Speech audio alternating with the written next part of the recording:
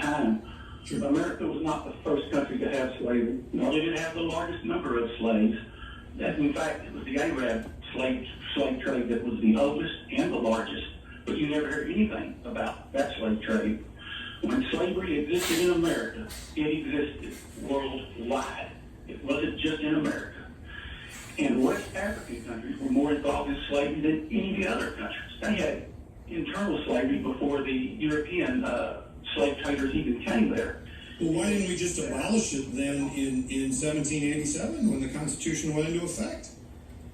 I'm sorry, what was that? I missed it. Why didn't we not just abolish it? Why didn't the Founding Fathers just abolish it in 1787 when the Constitution went into effect?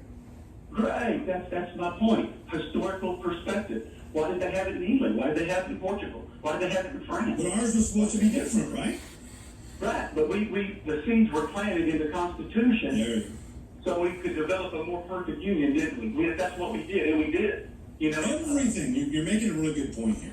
The framers, by declaring that humans have inalienable rights we get from God and not kings and queens, or by virtue of a caste system, put in motion all the liberties we have today: the civil rights, the abolition of slavery, women's suffragette. That was put in motion by the Founding Fathers, even though it didn't happen instantly. Without them, that wouldn't have happened, and it would have, the slavery you talk about would have existed. Instead, what are we focused on? And Michael, thank you. Instead, what are we focused on today?